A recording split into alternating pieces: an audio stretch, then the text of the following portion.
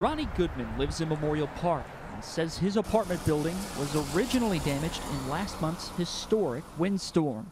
March 3rd, when the first storm hit, it blew the shingles off all the way down to the felt paper. He says maintenance crews came by a couple days later to put plastic over the roof, but the next storm blew it right off.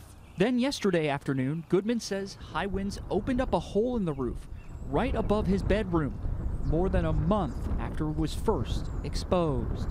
When can it be corrected to where you're not worrying if your bedroom ceiling is going to fall in on your head while you're asleep? Shingles remain scattered across the property, which is managed by the federally funded Housing Authority of Winchester. They say they were waiting for insurance adjusters to investigate before fully fixing the damage. But Goodman feels it's been too long, and with more rain falling on his roof today, he worries about what could still come. My bedroom ceiling caving in because it has nothing protecting it from the water getting to it. It should not have took this long to fix a problem that with a good crew you can do it in a day or less.